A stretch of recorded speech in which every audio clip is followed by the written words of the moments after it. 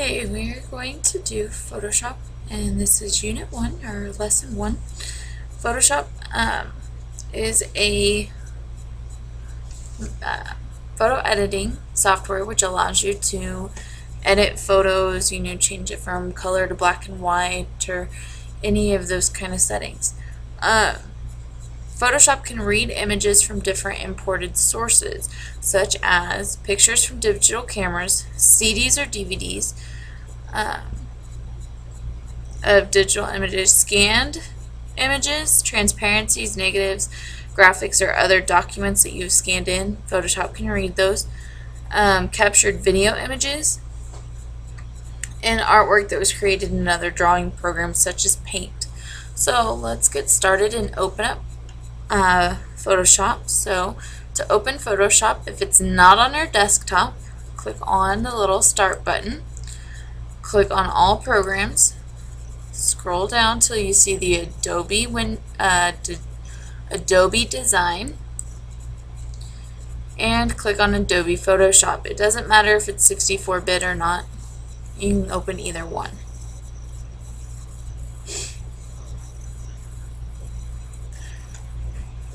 Now, to open our first file, so that way we have more parts to look at, let's go to File and Open,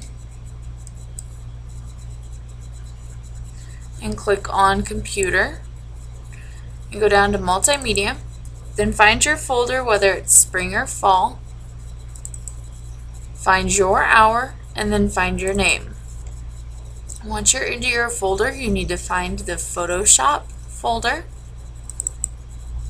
Lessons, Lesson 1, and let's open 01A End. So that way we can look at the end file first, see where we're going. And it will take a minute to open up.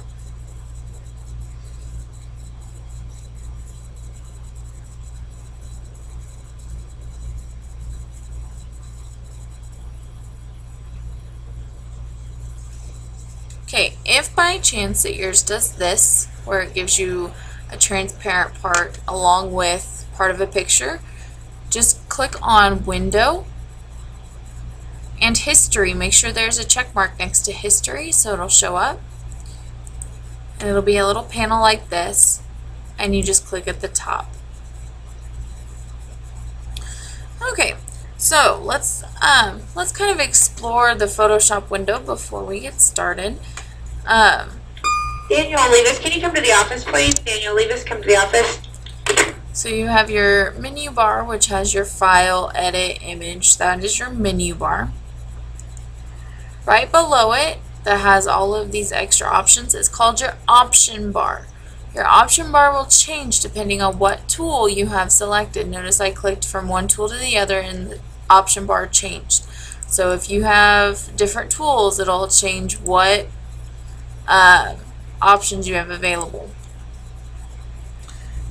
Then you have your title tab, or your title bar. This tells you what the name of the file is. If you come down here to this part right here is your status bar. Your status bar tells you the status of your window. If you click on this little arrow right here, you have all of these different options that you can see. Normally I keep mine on document sizes. Document sizes shows you the flattened side on the left by the other side is all of the layers and everything added together and how big it is. It allows you to track the size of your file. So if you only have a certain amount of space, you can check and see, okay, I only have 20 megabytes. Well, this file is going to be too big to fit in there. So that's how you can tell. And document profile tells you the profile of color uses, and number of bits per channel. So it'll tell you, if you're an RGB or CMKY, and we'll talk about those in other units. Document dimensions always allows you to see dimensions of the active picture. Measurement scale, whether you're, depending on what unit you're in, and then the current tool shows you which tool you have active. So we can click off that little arrow, and on the far left you have the toolbar. Your toolbar holds all of your tools. There are tools that are hidden behind other tools, and to tell whether you have hidden tools or not, there's a little arrow next to it. So for example, this is a lasso tool, but if you press and hold, there's two other lasso tools. The same for the eraser, the brush, any of those. They have multiple different tools hidden behind them. So if there's a tool with an arrow next to it, that means there are hidden tools behind it. On the far right, your dock, this is called your dock. Your dock may look different than mine because of how I have mine set up. But it should look similar to this. And what your dock is it's a collection of panels. So like the color panel, swatches panel, okay, you have your adjustments panel, depending on what your panels are. So your panels are a collection of tabs that contain buttons, sliders, drop-down lists, pop-up menus, etc. To expand a panel or to make it active, you can just click on it. If by chance your dock looks like this, you just click on it. And to get them to go away, there's a double-headed arrow up here that you can click to make them big again. You can grab the panels and move them around. Like I just moved my entire dock. I don't want it right there, but you just click and move it, and it'll all move at once. To drag a specific layer, or specific panel, you just click on the tab for that panel and drag it around, depending on where you want it.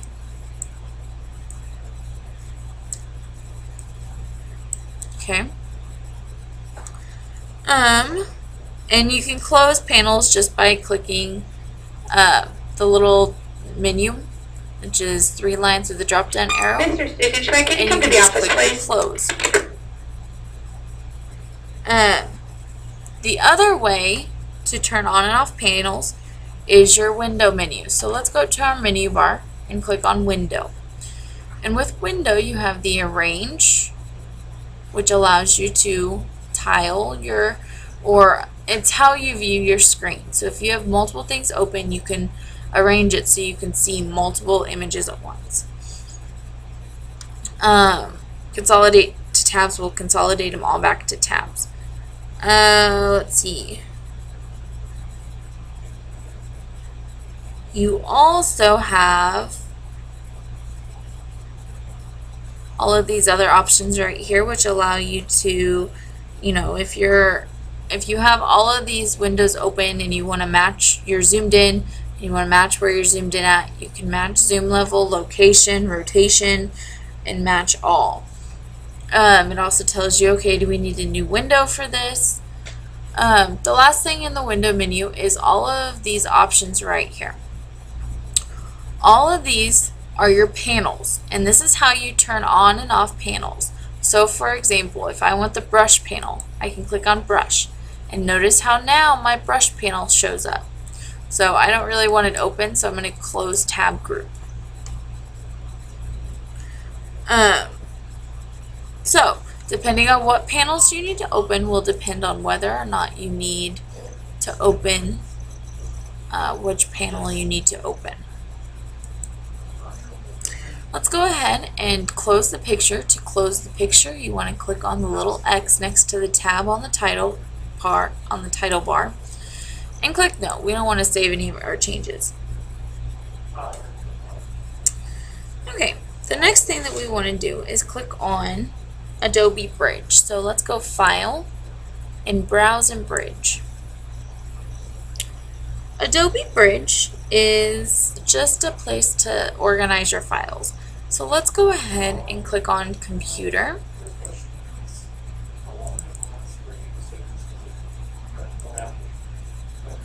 And it's somewhat slow sometimes, so you have to give it time to catch up. Okay, once you're in Computer, go to Multimedia. go to your folder, whether it's spring 2013 or spring, fall, whatever. So double click on it and find your folder. Now, once you are in this folder, I want you to click on Photoshop once, right click on it, and click Add to Favorites. So what this does is it adds it to our favorites list, so all we have to do next time is click on Photoshop and it'll automatically take us to our folder where we want to open. Go ahead and double click into Photoshop, go to Lesson 1, or Lessons, Lesson 1, and 1A Start.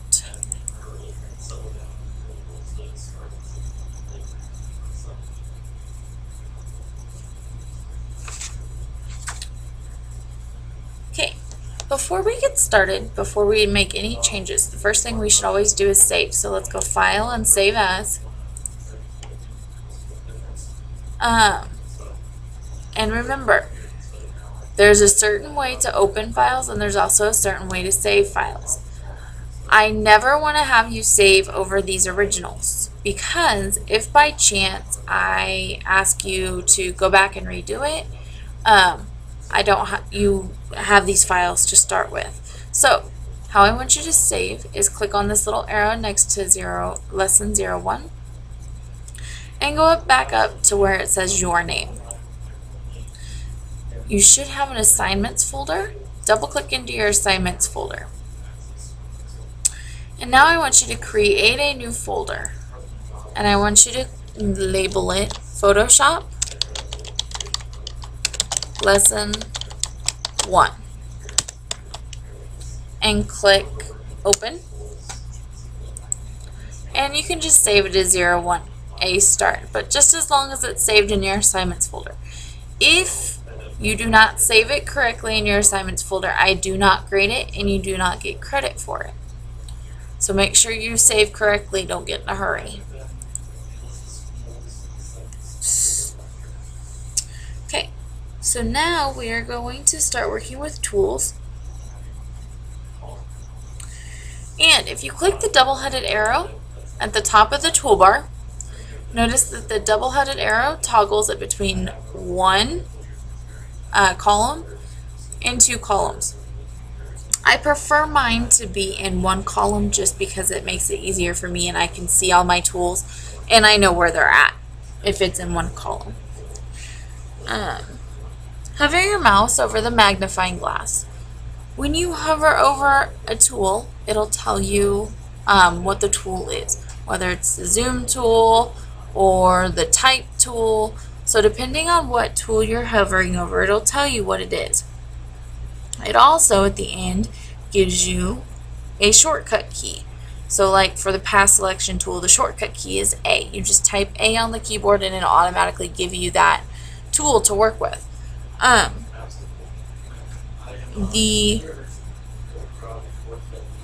want you to click on the magnifying glass. Notice that the cursor changes to a magnifying glass with a little plus sign, meaning it'll zoom in. So click anywhere on the picture and just click in to zoom in once. Okay, if you hold down your Alt key on your keyboard, notice that it changes to a minus sign. Click once to zoom out. While still holding the Alt key, it'll zoom out. Sorry. Make sure that on your toolbar, your options bar, the scrubby zoom has a check mark next to it. What that means is I want you to click and hold the mouse and drag to the right.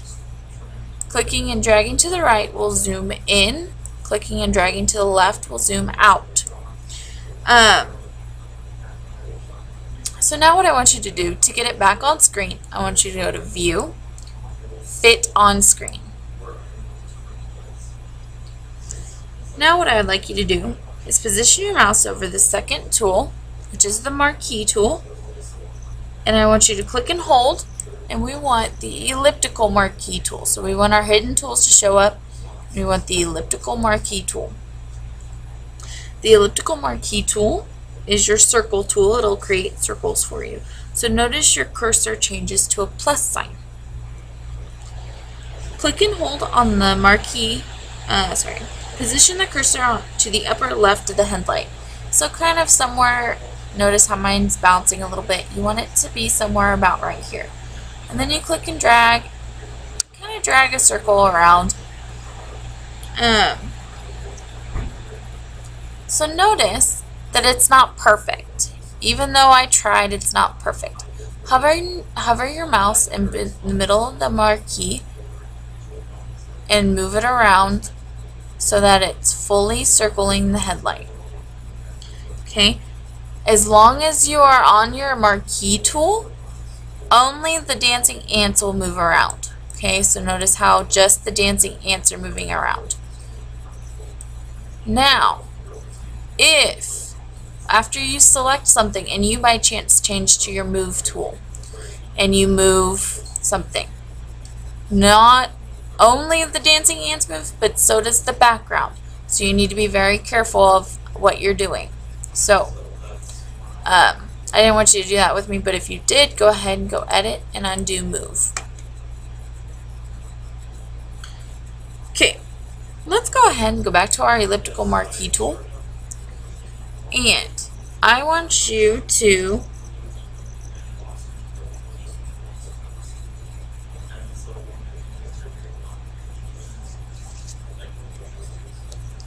go back to, or click on your menu bar, click on select and deselect. What deselect allows you to do is deselect everything that you have selected.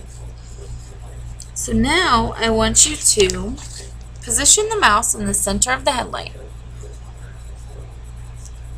Press and hold the Alt and Shift key, then click the mouse in the center and drag outwards towards the edge of the headlight.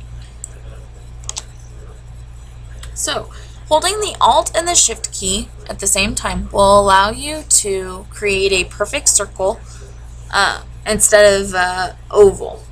Once you've perfectly selected the headlight, you want to release your mouse first and then release your keys.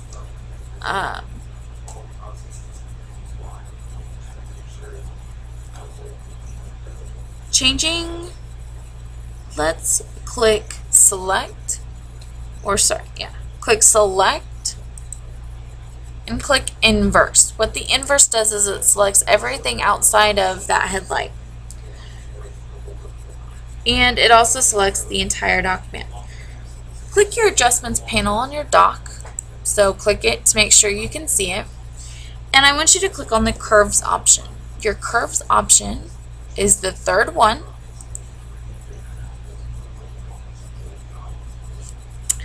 In the curves panel, notice that it pops up a little box. And I want you to click the little control point, or see this little box right here. I want you to click that once. Okay, what that does is it makes this movable. So now I want you to move, click and hold on just that upper corner, and I want you to move it so you can see the difference. Okay, what I want you to do now is I want you to click and hold at the bottom of the panel and drag straight down. Notice you got this little squiggly line right here, and then if you hover over it, you get a double-headed arrow to drag straight down so you can see the input and the output. What I want you to do is in the input, I want you to type 204, press tab. In the output, I want 255. Now go ahead and press enter so those two things save. Notice as you are playing with it, okay, or notice as you're changing things, try only to move this little box right here, but watch how only the headlight stays the same. That's because of the inverse that we have selected. Okay, so depending on how we have it set will depend on how things change. Okay, so it will all depend on how you have it set. Let's go ahead and put our input back to 204, our output to 255. and press enter. Let's go ahead and click File and Save. And we can close. If this pops up that says Photoshop format, always click OK. Let's also go ahead and close our properties. So click the little drop down and click Close Tab Group. Now let's browse in our mini bridge. Our mini bridge is the same as our big bridge, but let's go File, Browse in Mini Bridge. Now the mini bridge doesn't always like to work. Sometimes it delays quite a bit. It just depends on what you're trying to do. So let's go ahead and click on, instead of computers down here, click on favorites. And our Photoshop folder should be there. So double click on our Photoshop folder. And then I want you to double click on lessons and lesson 1. Click the 0B1 end file once, press the shift key and click on 0B start. Now, what I want you to do is press the space bar. Notice that the space bar opens whatever you have selected in preview view. Preview view lets you see the files without being able to edit them. So if you use your arrow keys, you can go back and forth. And if you notice, the difference is this part right here. This is the part that we're going to be adding. Okay? So let's go ahead and press the space bar again to close preview view. And I want you to double click on 01B start to open that. The first thing that we should do is save it. So let's go File and Save As. Remember, you have to go to this little arrow, go to your name, Assignments, Photoshop Lesson 1, 0B Start. Okay, let's click on our horizontal type tool in our toolbar. Horizontal type tool. Looks like the big T. If you hover over it, it'll say horizontal type tool. Notice that the options change above to allow you to have text. So on the option bar, I want you to change your font to Garamond. So you can type it in, G-A-R-A-M-O-N-D. Okay. Change the font size to 38. You can select it and type it in. Click anywhere on the left side of the picture. So I want you to click anywhere.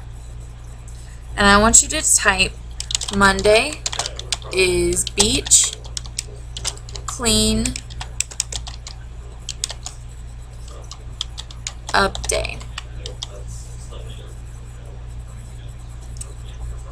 Click your move tool on your toolbar, which is always the top tool, and let's move that to center it over the bench.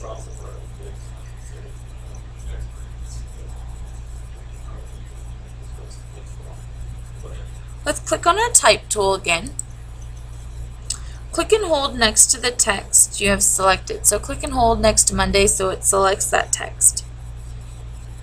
And now what I want you to do is click and hold and drag across your text, and that allows you to actually select the text that you have available. Now, click on the swatches panel. The swatches panel gives you little tidbit previews of what colors are available.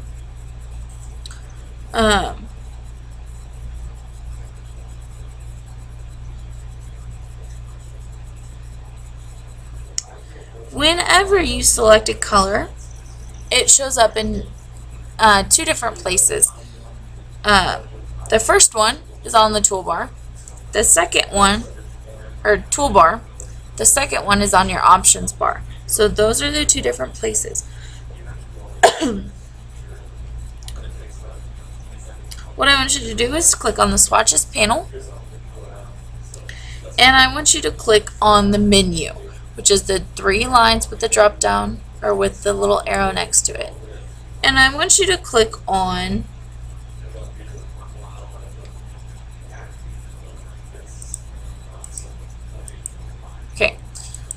Guess it won't let us do it. So just go ahead and pick any color. I want red. Okay, then click on the move tool to see the tool that you've selected, or see the color that you've selected. Since you're on the move tool, now let's go over to the swatches panel and click on the menu. Remember, the menu is right here. And I want you to click small list. Okay, click back on your type tool, and this time I want you to scroll through and find pastel, violet, magenta. So you have to scroll down quite a bit. And it's pastel, violet, magenta. Okay, notice how it didn't change. Let's go ahead and select our text and click on it again.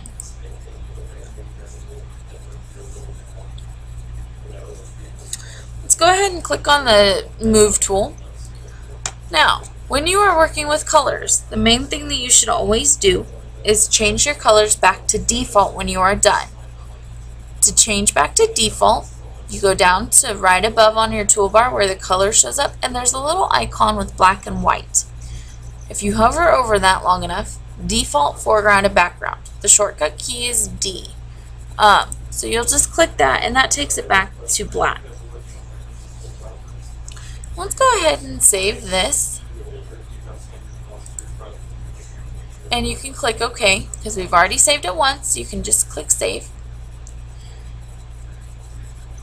And now, let's open, since our mini bridge is open, down here at the bottom, let's scroll over, and I want you to open 01C Start.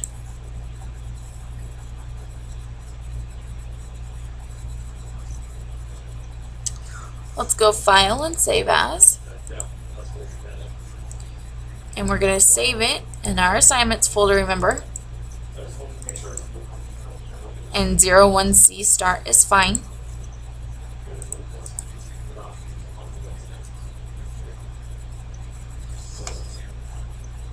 Okay, notice on your dock you should have a layers panel. Let's look at how many layers there are. There are 3 layers for this. Your background layer, you have your tie layer, which is your tie that is selected as orange, and then you have the design, tie designs. Okay, I want you to click on the tie designs layer. Click on your brush tool on your toolbar, which should be just straight brush tool. Click the arrow next to the brush tool on the option bar. So go to the option bar, and you want not this arrow right here, but you want the second arrow, which says 13 on it right now. Go ahead and click that down arrow. This is your brush picker,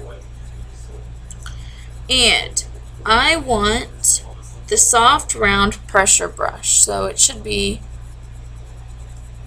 the third one, and I want your size to be 65 pixels, and then click the arrow again.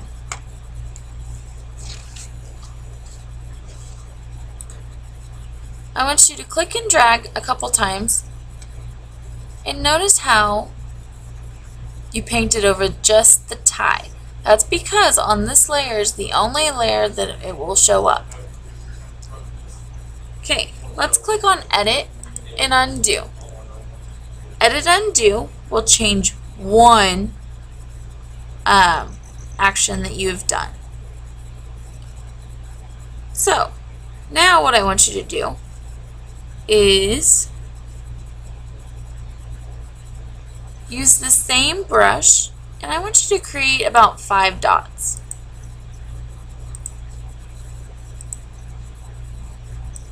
Okay, so you do that by clicking just once on the tie.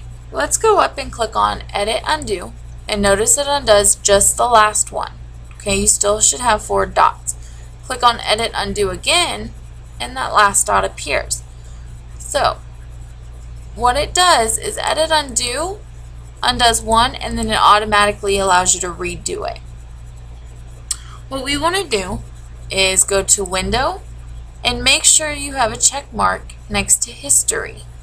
and it should show up in a panel just like this, where it has 01C start and several different brushes. Okay, I want you to click on the first appearance of the brush. Notice that it keeps one of your dots and it grays out the rest of them. Click on the last one and all 5 of your dots appear again.